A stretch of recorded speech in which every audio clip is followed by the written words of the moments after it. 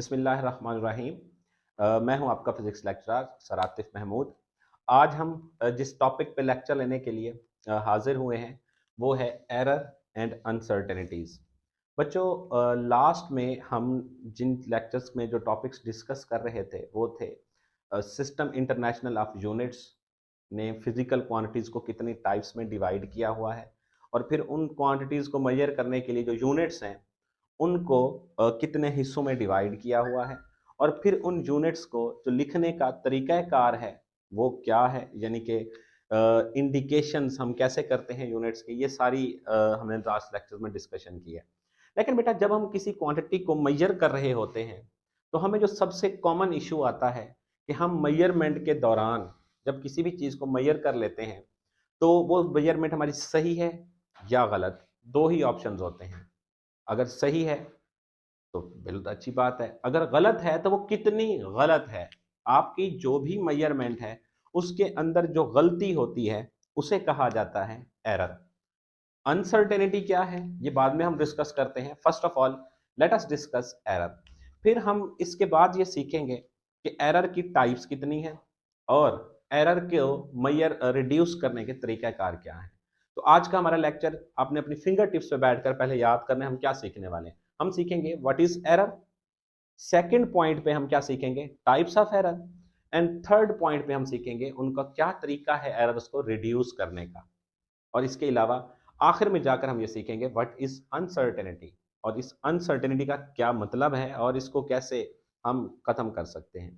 तो आइए बच्चों, चलते हैं अपनी पहली पॉइंट की तरफ, वो है एरर।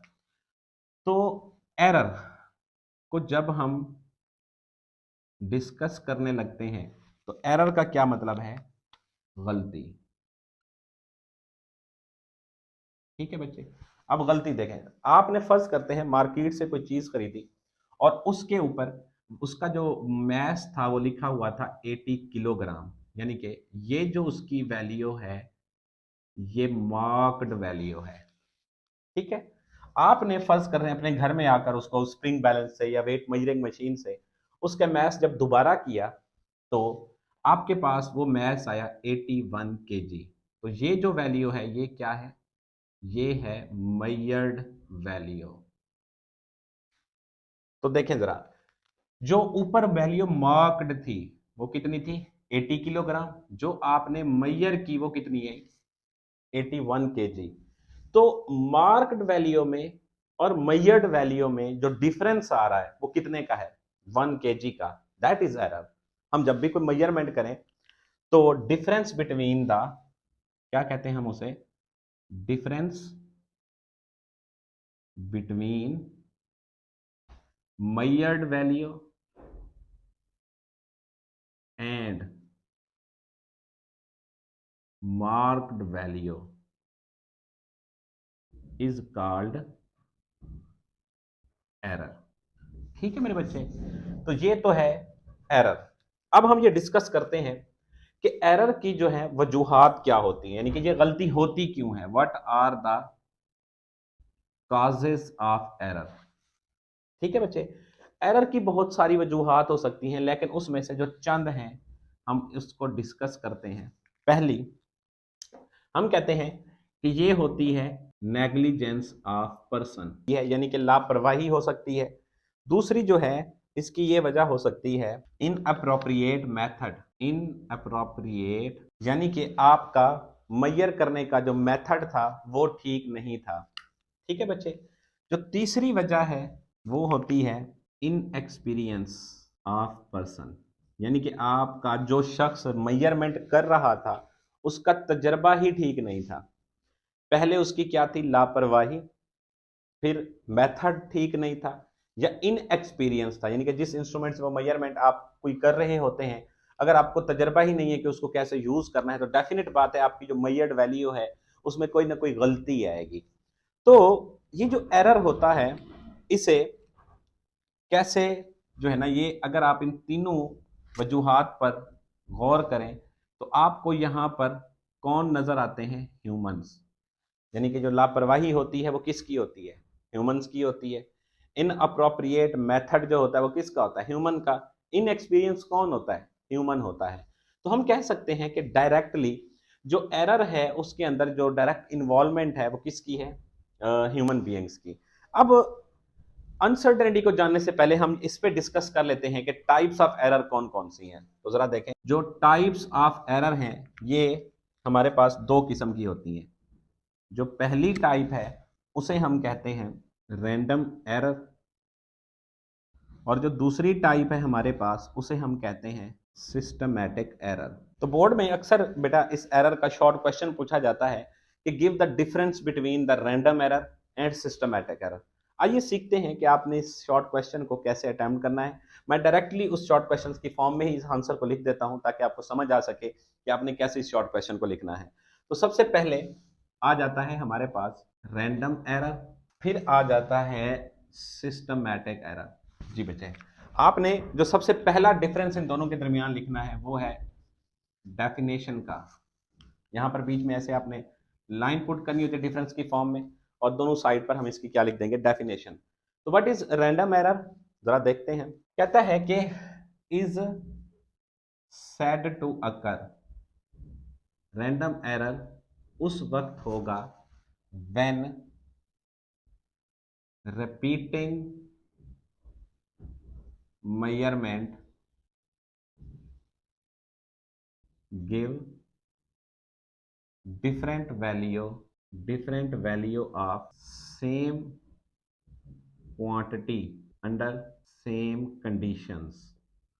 यानी कि आपने क्या किया, अगर एक मेजरमेंट आप ले रहे थे किसी एक क्वांटिटी की, अगर आपने उसे मेजर किया तो आपने उसे मेजर किया सेम कंडीशन के अंदर, सेम क्वांटिटी को मेजर किया, लेकिन आपकी जो मेजरमेंट थी उसकी जो डिफरेंट वैल्यू थी, जो रिजल्ट्स आ रहे थे, आप इसकी वैल्यू की जगह लिख सकते हैं गिव डिफरेंट रिजल्ट्स। जो रिजल्ट थे वो डिफरेंट आ रहे थे सेम कंडीशन के अंदर, सेम क्वांटिटी के जो रिजल्ट्स थे वो क्या आ रहे थे, डिफरेंट आ रहे थे। तो इस हम एरर को क्या कह देंगे, random error.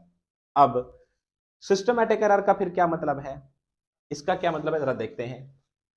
It is the error, it is the error which affect all measured values, जो कि हर measured वैल्यू को क्या करता है, अफेक्ट करता है इक्वली। ये क्या बात हुई इक्वली कैसे, क्योंकि जो सिस्टमैटिक एरर होता है बेटे ये अकर होता है due to the system, system of measurement, यानी कि जिस इंस्ट्रूमेंट से आप मेजर कर रहे होते हैं उसकी वजह से। अगर वो 1 मिलीमीटर किसी भी क्वांटिटी को कम मेजर कर रहा है तो आप उससे कोई भी क्वांटिटी मेजर करें, फर्ज करते हैं किसी भी चीज की तीन आपके पास डिफरेंट लेंथ के अगर रॉड्स हैं, वो तीनों रॉड्स की जो लेंथ होगी वो 1 मिलीमीटर लेस ही मेजर करेगा। एक रॉड की अगर 1 मिलीमीटर कम कर रहा है तो दूसरे की भी इतनी ही करेगा, तीसरे की भी इतनी ही करेगा। तो हम कहते हैं इट इज द एरर, यानी कि ये वो गलती है which affects all measured values equally, क्योंकि ये सिस्टम की वजह से आ रहा होता है। ठीक है बच्चे, इसे हम कौन सा एरर कहते हैं, सिस्टमैटिक एरर कहते हैं। अब इसके अंदर जो सेकंड डिफरेंस आएगा दोनों की डेफिनेशंस के बाद, वो है दोनों की वजूहात क्या हैं। ठीक है, आपको रैंडम एरर की मैं एग्जांपल देता हूं। फर्ज करते हैं मैं अगर किसी भी रजिस्टर की रेजिस्टेंस मेजर कर रहा था लेबोरेटरी के अंदर, सुबह के टाइम 8 बजे मैंने उसे मेजर किया तो वो वैल्यू आ रही थी 5 ओम। फिर मैं जब शाम को लेबोरेटरी में आया तो उस रेजिस्टेंस की जो वैल्यू थी वो बन गई 5.6 ओम। क्या हुआ, उस रजिस्टर ने बदले पड़े पड़े खुद को क्या बदल लिया। उसने कहा नहीं जी, आप सुबह में 5 ओम की दूंगा और शाम को जो है ना 5.6 ओम की दूंगा। आपको क्या वजह पता है उसकी कि वो ऐसे क्यों कर रहा है। तो जो रैंडम एरर होता है हमें नहीं पता कि वो ऐसा क्यों कर रहा होता है। Maybe it is due to the fact कि वहां पे टेम्परेचर डाउन हो गया था लेबोरेटरी का, या कोई और वजह है जिसकी वजह से उसके रिजल्ट। तो इसलिए हम कहते हैं कि जो रैंडम एरर होता है इसकी जो वजह होती है वो अननोन होती है। याद रखेंगे बच्चे, इसकी वजह क्या होती है, अननोन। और इसकी वजह क्या होती है हमारे पास सिस्टमैटिक एरर की, फॉल्टी एपरेटस। ये हमारे पास जो इंस्ट्रूमेंट मेजर कर रहा है वो फॉल्टी हो सकता है, इनअप्रोप्रिएट हो सकता है, लैक ऑफ टेक्निक्स हो सकती हैं उसकी। तो इन दोनों को रिड्यूस कैसे किया जाता है, फर्स्ट करते हैं हम एक सब्सटेंस उसकी वैल्यू को लेते हैं 2.1, 2.2, सॉरी 2.2, 2.1 या फिर 2.0। ये तीन रीडिंग्स है हमने किसी भी चीज की, इसको हम सेंटीमीटर कह देते हैं कि किसी चीज की हमने लेंथ मेजर की, वो इतनी थी 2.0 सेंटीमीटर। हम ये मेजर कर रहे हैं तीन लेंथ, जबकि जो एक्चुअल लेंथ है मैं कह देता हूं कि वो कितनी है, 2.2 सेंटीमीटर। अब जाहिर सी बात है, आप अगर ऐसे करें कि आपने एक ही चीज की मेजरमेंट जब ली, तो वो तीनों की क्या, एक की आ रही थी 2.2 सेंटीमीटर, एक की आ रही थी 2.1 सेंटीमीटर, एक की आ रही थी 2.0 सेंटीमीटर। तो डेफिनेट बात है, अगर आप इन तीनों में से किसी को चूज करना चाहें कि आप किसको लेंगे, तो आप डेफिनेटली चूज करेंगे 2.1 को, क्योंकि it is close to the actual value. लेकिन इसका एक और तरीका भी है कि अगर हम इन तीनों का एवरेज भी लें तो वो भी 2.1 आ रहा है, या हम अगर एक ही मेजरमेंट की ज्यादा वैल्यूज, ज्यादा टाइप उसको मेजर कर लें, तो जो एवरेज वैल्यू होगी वो वेरी क्लोज होगी किसके, एक्चुअल वैल्यू के। तो हम कहते हैं कि जो अगला इन दोनों के दरमियान डिफरेंस आपने लिखना है वो क्या है, रिडक्शन। कि इसको कैसे आप रिड्यूस कर सकते हैं, इसको हम करते हैं by taking average value, by taking average value. यानी कि जो आपने बहुत सारी वैल्यूज मेजर की होती हैं उनकी क्या ले लें, एवरेज ले लें, तो ये क्या हो जाएगा, रिड्यूस हो जाएगा। और इसको हम कैसे करते हैं, जाहिर सी बात है आपके अपरेटस की वजह से ये एरर हुआ है, तो इसको ठीक करने का तरीका कार ये होता है कि करेक्शन फैक्टर इज अप्लाइड। क्या अप्लाई करते हैं मेरे बच्चे, करेक्शन फैक्टर अप्लाई किया जाता है। तो करेक्शन फैक्टर क्या होता है, फर्ज करते हैं मैं आपको समझाता हूं कि आप जब किसी भी एक साल का दौरानिया मेजर करते हैं, तो एक साल जो होता है, एक साल वो बराबर होता है 365 दिन और 6 घंटे। ठीक है मेरे बच्चे, 6 घंटे। हम क्या करते हैं, हम हर साल 6 घंटे को इग्नोर करते रहते हैं।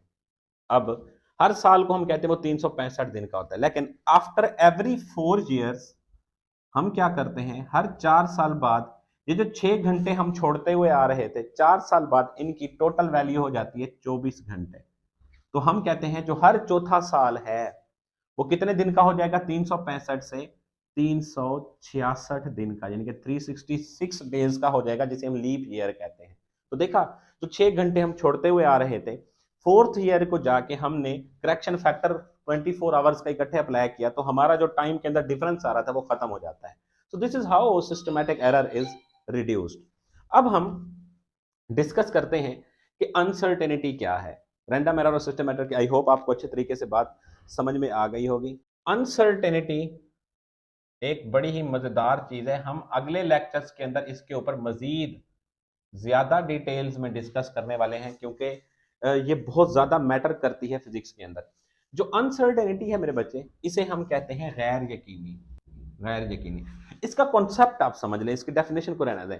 देखें कॉन्सेप्ट क्या है इसका, आपको मैं कहता हूं बेटे मुझे इस वक्त बताओ टाइम क्या है, तो आप कहते हैं सर 3:05 हो सकते हैं, 5 मिनट हो चुके हैं। मैं आपको कहता हूं मुझे और एक्यूरेटली टाइम बताओ, तो आप कहते हैं टाइम जो है वो 3:05 और 53 सेकेंड हो सकते हैं। तो मैं आपको कहता हूं बेटा आप दोबारा घड़ी पर देखें, तो आप कहते हैं सर अब तो 3:05 और 55 सेकेंड हो चुके हैं। मैं आपको कहता हूं बेटा दोबारा देखो, तो आप कहते हैं सर अब तो 2 सेकेंड। तो मैं कहता हूं बेटा क्या मुझे एग्जैक्ट टाइम बता सकते हैं, तो बच्चे जवाब देता है नहीं। यानी कि जो हम रीडिंग ले रहे हैं या मेजरमेंट ले रहे हैं, हम उसके बारे में कभी भी मुकम्मल अगर श्योर ना हो, या वो रीडिंग या वो मेजर्ड वैल्यू जिसको हम वैल्यू को मेजर कर रहे हैं वो हर लम्हे में तब्दील हो जाए, तो उसके अंदर ये जो तब्दीली होती है, हमने वो टाइम बताया भी सही, फर्ज करें मैंने बताया 3:05 और 53 सेकेंड्स हो चुके हैं, तो जाहिर सी बात है थोड़ी देर बाद वो टाइम 5 से 6 सेकंड ही इंक्रीज किया होगा। यानी कि प्रेजेंट वैल्यू से 5 से 6 सेकंड हम गलती पर हैं, गैर यकीनी पर हैं। तो देखा बच्चे, ये जो हम मेजर्ड वैल्यू जो भी कर रहे होते हैं, कोई भी वैल्यू मेजर करें और उसमें हम गैर यकीनी रखते हो, तो उसे हम क्या कहते हैं, अनसर्टेनिटी। अब बच्चा कहता है कि सर ऐसे अनसर्टेनिटी को फिर तो रिड्यूस ऐसे नहीं किया जा सकता कि आप हमसे टाइम पूछने की बजाय हमें आपको बताते हुए टाइम लग रहा है, आप खुद देख लें, घड़ी को खुद देखेंगे तो आपको एग्जैक्ट टाइम उस लम्हे में पता नहीं चल जाएगा। तो बच्चे अगर मैं उस लम्हे खुद घड़ी को देखूं, तो घड़ी से जो रोशनी टकरा कर मेरे आंखों तक आती है उसको भी एक टाइम चाहिए होता है। हो सकता है कि जब मैंने वो टाइम देखा वो 3:55 और 56 सेकंड थे, वो मेरी नजर का धोखा था, या वो वाली लाइट थी जो मेरे आंखों तक पहुंची जब घड़ी की सुई 55 सेकंड पर थी। उसी लम्हे में जब वो रोशनी मेरी आंखों तक ट्रैवल कर रही थी, वो 56 सेकंड तक वो सुई मूव कर गई है। तो मैं कभी भी इसके बारे में यकीन से नहीं कह सकता कि टाइम सर्टेनली क्या है। तो इस मेजर्ड वैल्यू में जो गैर यकीनी है मेरे बच्चे, उसे हम क्या कहते हैं? अनसर्टेनिटी। अनसर्टेनिटी की क्या वजूहात हो सकती हैं? आइए इसको डिस्कस करते हैं। Causes of uncertainty. तो जो पहली काज है वो है लिमिटेशन ऑफ ह्यूमन, यानी कि जो पहले हम टाइम बता रहे थे आपको कि 3:55 और 56 सेकंड है, जाहिर सी बात हम इतना तेजी से टाइम नहीं कैलकुलेट कर सकते कि एक ही समय के अंदर हम टाइम बताएं और अभी 1 सेकंड भी ना बदला। तो ये हमारे सेंसेस जो अल्लाह ताला ने हमें बना दिया है, ये उनकी लिमिटेशन है। इसकी पहली वजह अनसर्टेनिटी की वो होती है लिमिटेशन ऑफ ह्यूमन सेंसेस। और उसके बाद इम्परफेक्शन ऑफ द इंस्ट्रूमेंट, यानी कि जो इंस्ट्रूमेंट हम बनाते हैं मेजर करने के लिए, उसकी अंदर कमियां हैं, कोताहियां हैं। जाहिर सी बात है हम इतने प्रिसाइज नहीं हो सकते कि छोटी से छोटी चीज को भी मेजर कर सकें। बहरहाल फिजिक्स कोशिश करती है कि छोटी से छोटी चीज को इग्नोर ना किया जा सके, लेकिन फिर भी हम हमेशा इम्परफेक्ट रहते हैं। तो इम्परफेक्शन ऑफ द इंस्ट्रूमेंट जिससे हम मेजरमेंट ले रहे होते हैं, ये अनसर्टेनिटी की दूसरी वजह होती है। और तीसरी होती है वेरिएशन इन नेचर, यानी कि जैसे नेचर खुद ब खुद बदल जाती है। थोड़ी देर पहले जब मैंने ये लेक्चर स्टार्ट किया तो टेम्परेचर जो था वो 27 डिग्री सेंटीग्रेड था, मैंने गूगल पे देखा। तो जाहिर सी बात है अब बाहर बारिश शुरू हो गई तो टेम्परेचर आपका फौरन से क्या हो गया? डाउन हो गया। तो मैंने अगर किसी को फ़ोन करके बता दिया था कि हमारे इलाके का टेम्परेचर इस वक्त 27 डिग्री सेंटीग्रेड है, और वो अभी इस वक्त बैठ के गूगल पे उसको रीचेक करेगा तो वो 11 डिग्री सेंटीग्रेड हो चुका होगा। तो इसका ये मतलब है कि वेरिएशन इन नेचर की वजह भी अनसर्टेनिटी हो सकती है। तो उम्मीद करता हूं आज का ये लेक्चर आपको अच्छे तरीके से समझ में आया होगा। आपने इसको फिंगर टिप्स पे याद रखना है। What is error, types of error. Types of error के में जो डिफरेंस है, डिफरेंस में 3 चीजें हैं: डेफिनेशन, काजेज, रिडक्शन। उसके बाद आपने याद रखना है अनसर्टेनिटी और उसकी काजेज क्या है। मिलते हैं नेक्स्ट लेक्चर में बच्चे। अल्लाह हाफिज।